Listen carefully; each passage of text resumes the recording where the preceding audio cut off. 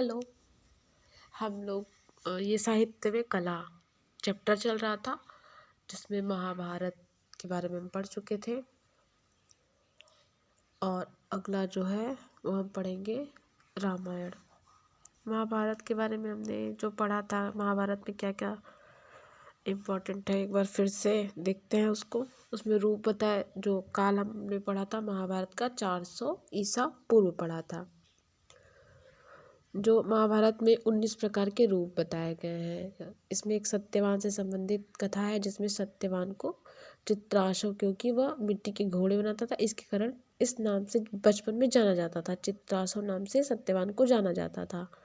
उषा और अनिरुद्ध की प्रेम कथा मिलती है जिसमें जो चित्र उषा और अनिरुद्ध की प्रेम कथा में जो चित्रकार थी वो चित्रलेखा थी। चित्र उसी ने बनाया था। युधिष्ठिर की सभा वाला हमने देखा था महाभारत में। सबसे बड़ा महाकाव्य प्राचीन माना जाता है महाभारत को, और प्राचीन नाम इसका जय संहिता है। युद्धों की पुस्तक महाभारत कही जाती है। महाभारत को वेद व्यास ने लिखा था। इतनी जो चीज़ें थी इम्पॉर्टेंट थी। आगे हम पढ़ेंगे रामायण। तो रामायण का जो काल है वो 500 ईसा पूर्व का मानेंगे, ये ज़्यादा सही है। 500 ईसा पूर्व। रामायण के समय का समाज कला के प्रति बड़ा निष्ठावान था। इस काल में चित्र, वास्तु एवं स्थापत्य कलाकारों का पूर्ण विकास हो चुका था। बालकांड के 6ठे सर्ग में महामुनि ने अयोध्यावासियों का जो परिचय दिया है उसे देखकर विदित होता है कि वे लोग कलाविद और सौंदर्य प्रेमी थे। तो जो इसमें रामायण के बालखंड के 6ठे सर्ग में जो भी परिचय दिया गया है उसके अनुसार कला, जो रामायण के कलाविद और सौंदर्य प्रेमी लोग थे। सौंदर्य प्रसाधनों के संबंध में स्थान स्थान पर मुनि ने जो केश सज्जा, अंगराग, चित्र विचित्र वस्तुओं का व्यवहार, स्त्रियों के कपोलों पर पत्रावली का अंकन, राजप्रसादों, जिनको महल भी कहा जाता है, राज प्रसाद का मतलब महल होता है, गृहों, रथों तथा पशुओं की सज्जा, नगरों एवं उद्यानों की कलापूर्ण रचना और उत्सवों की विशद चर्चाएं हुई हैं।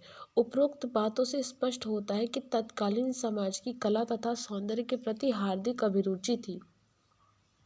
तो इन सब बातों से कि सौंदर्य प्रसाधनों के संबंध में जो बातें की गई हैं, केस सज्जा, अंकराग, चित्र विचित्र आदि बातों से ये पता चलता है कि उस समय का जो समाज था उसकी सौंदर्य और कला में अधिक रुचि थी। रामायण में कला के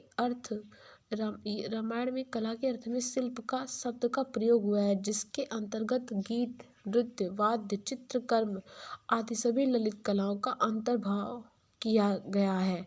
कहा जाता है कि कला के प्रति उत्कृष्ट अभिरुचि के कारण राम भी अछूते न रह सके। कला के प्रति समाज में जो उच्च आस्था थी, राजा की दृष्टि से भी उनका उतना ही महत्व था। इसका पता हमें उस प्रसंग को देखकर चलता है जहाँ महामुनि ने राम को संगीत, वाद्य और चित्रकारी आदि मनोरंजन के साधनों का ज्ञाता बताया था। तो ये जो पैराग्राफ था इसमें जो सबसे इम्पोर्टेंट बात है वो ये है कि रामायण में जो है कला के अर्थ में शिल्प शब्द का प्रयोग हुआ है। शिल्प शब्द का प्रयोग कहाँ हुआ है? तो रामायण में हुआ है। उसके बाद है कि एक अन्य धार्मिक प्रसंग में राम ने अपनी सहधर्मिणी सीता की सुवर्ण प्रतिमा का निर्माण कराया था, जो तत्कालीन शिल्प विधान का श्रेष्ठ प्रसंग एवं मैं नामक शिल्पी की अद्भुत देन थी। तो ये मैं नामक शिल्पी वाला पूछा जा चुका है। और राम ने कैसी प्रतिमा का निर्माण करवाया था? तो सोने की। किसकी? सीता जी की। किसने निर्माण किया था? मैं नामक शिल्पी ने निर्माण किया था। और रामायण में हम जो देखते हैं, रामायण में दीवारों, कच्छों, रथों तथा राजभवनों पर चित्रांकित करने के संबंध में प्रचुर उल्लेख मिलते हैं, अत्यधिक उल्लेख मिलते हैं।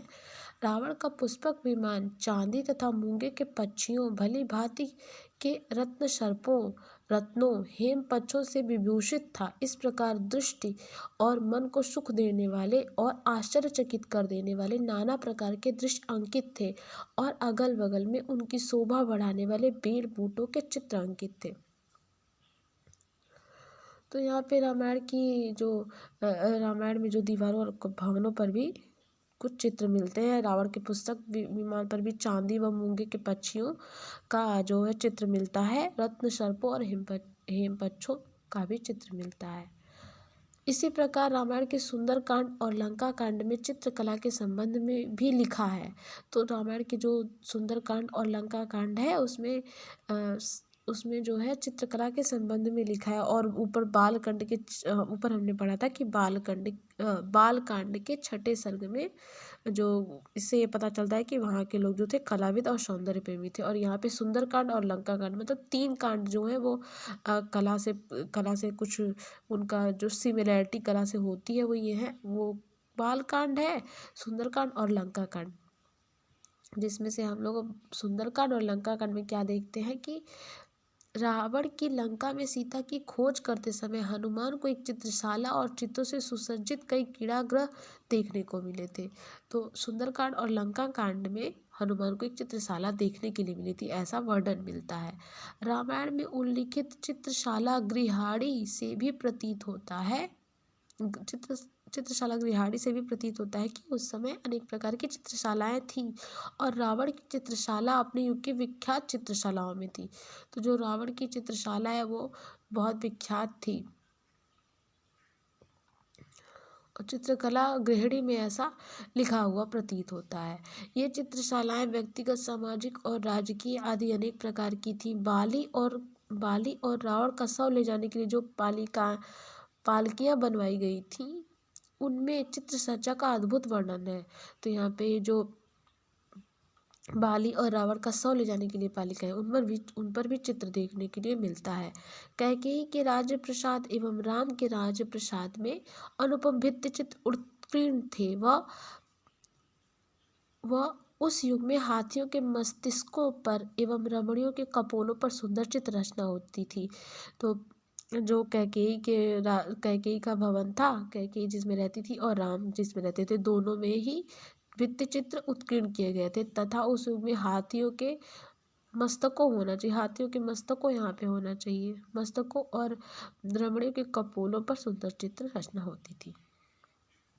तो ये था, अब रामायण में हमने देख लिया कि क्या क्या वर्णित है साहित्य में, कला में, रामायण में क्या क्या है।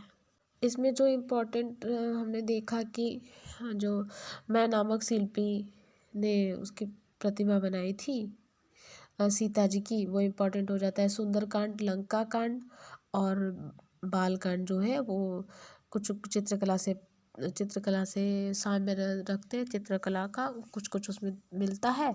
सुंदरकांड और लंका कांड वाले में ये बताया गया है कि हनुमान को एक चित्रशाला जब गए थे सीता की खोज करने तब उनको देखने के लिए मिली थी। और उनकी जो चित्रकला गृहाणी थी उसमें क्या मिलता है रामायण की, उसमें ये मिलता है कि रावण की चित्रशाला अपने युग की विख्यात चित्रशालाओं में एक थी। इतनी चीज़ें हमने इम्पोर्टेंट पढ़ी थी। तो अब हम पढ़ेंगे अष्टाध्यायी अगले वीडियो में। Thank you, keep watching and sharing.